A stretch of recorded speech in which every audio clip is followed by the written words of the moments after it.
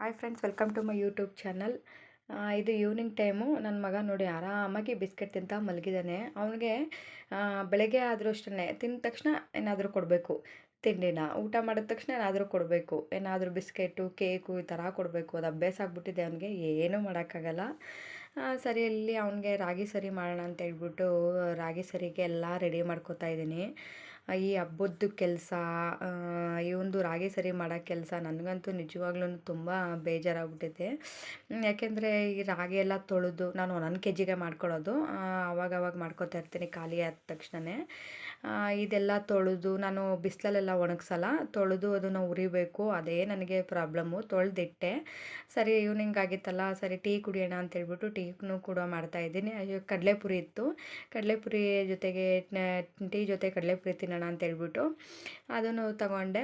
ಏಕೆಂದರೆ ಮಳೆ ಎಲ್ಲ ಬರ್ತಿತ್ತಲ್ಲ, ಮಳೆ ಟೈಮಲ್ಲಿ ಈ ಥರ ಕಡಲೆಪುರಿ, ಬೋಂಡ ಬಜ್ಜಿ ಏನೋ ನಾನು ಒಬ್ಬಳೇ ಅಲ್ವಾ, ನಾನೇನು ಮಾಡ್ಕೊಳಕ್ಕೆ ಹೋಗಲ್ಲ. ಸರಿ ಅಂತೇಳ್ಬಿಟ್ಟು ನನ್ನ ಮಗನ ನೋಡಿ ಕಡಲೆಪುರಿ ನಿಂಗೆ ಕೊಡಲ್ಲ ಅಂತ ಅಂದ್ಬಿಟ್ಟೆ. ಅಷ್ಟಕ್ಕೆ ಕೋಪ ಮಾಡ್ಕೊಂಡು ನಿಂತಿದ್ದಾನೆ. ಅಲ್ಲಿ ನೋಡಿ ಹೆಂಗೆ ಕೋಪ ಮಾಡ್ಕೊತಾನೆ ಗೊತ್ತಾ. ಅದಾದಮೇಲೆ ಸರಿ ಅಂದ್ಬಿಟ್ಟು ಒಂದು ಪ್ಲೇಟ್ಗೆ ಒಂದು ಕಡಲೆಪುರಿ ಒಂದು ಸ್ವಲ್ಪ ಹಾಕ್ಕೊಟ್ಟೆ. ಅವ್ನಿಗಿಷ್ಟ. ಸ್ವಲ್ಪ ತಿಂತಾನೆ, ಸ್ವಲ್ಪ ಅಲ್ಲೆಲ್ಲ ಸೋಫಾ ಮೇಲೆ ಚೆಲ್ಲಿ ಇಡ್ತಾನೆ. ಸರಿ, ತಿನ್ನೋಷ್ಟು ತಿನ್ನಲಿ ಅಂದ್ಬಿಟ್ಟು ನಾನು ಸುಮ್ಮನದೆ. ಇಲ್ಲ ನನಗೆ ತಿನ್ನೋಕ್ಕೆ ಬಿಡಲ್ಲ.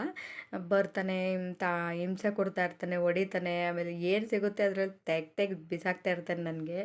ಅದಕ್ಕೆ ಸರಿ ಅಂದ್ಬಿಟ್ಟು ಅವ್ನಿಗೊಂದು ಪ್ಲೇಟ್ಗೆ ಹಾಕ್ಕೊಟ್ಟೆ, ತಿನ್ನಪ್ಪ ಅಂತ. ಅಷ್ಟಕ್ಕೆ ನಮ್ಮ ಹಸ್ಬೆಂಡ್ ಬಂದರು. ಅವ್ರಿಗೆ ಬಂದ ತಕ್ಷಣ ಫಸ್ಟು ಹಾಲು ಕೊಡಬೇಕು ಕುಡಿಯೋಕ್ಕೆ. ಅವರು ಯಾಕೆಂದರೆ ಸ್ವಲ್ಪ ಲೈಟಾಗೆ ಊಟ ಮಾಡೋದು.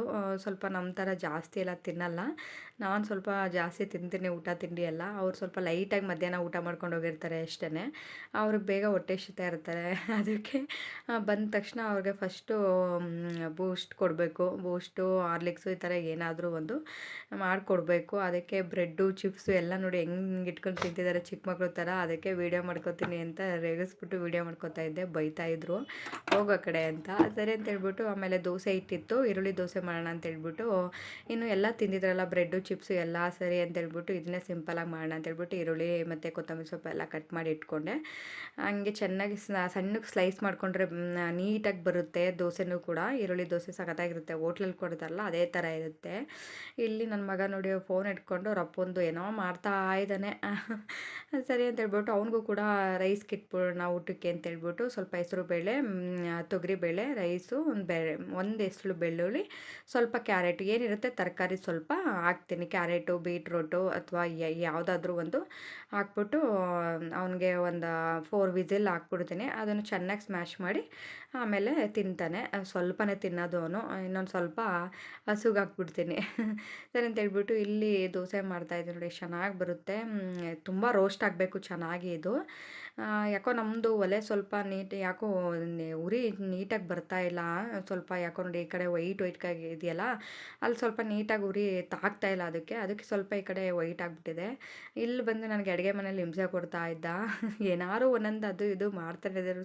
ಏನಾದ್ರು ಮಾಡ್ಬಿಟ್ಟು ಅಂದ್ಬಿಟ್ರೆ ಕೋಪ ಮಾಡ್ಕೊಂಡು ನಿಂತ್ಕೊಬಿಡ್ತಾನೆ ಅಂತ. ಅದು ನೋಡೋಕ್ಕೆ ಚೆಂದ. ಅದಕ್ಕೆ ನಾನು ಯಾವಾಗಲೂ ಒಂದು ತೀಟ ಮಾಡ್ತಾನೆ ಇರ್ತೀನಿ. ಅವ್ನು ನನಗೆ ಮಾಡ್ತಾನೆ, ನಾನು ಅವ್ನಿಗೆ ಮಾಡ್ತೀನಿ. ಆಮೇಲೆ ನಮ್ಮ ಹಸ್ಬೆಂಡ್ ಬಂದು ಎತ್ಕೊಂಡು ಹೊರಗಡೆ ಕರ್ಕೊಂಡ್ರು. ಸರಿ ಅಂತೇಳ್ಬಿಟ್ಟು ನಮ್ಮ ಹಸ್ಬೆಂಡ್ಗೂ ಕೂಡ ದೋಸೆ ಮಾಡಿಕೊಟ್ಟೆ.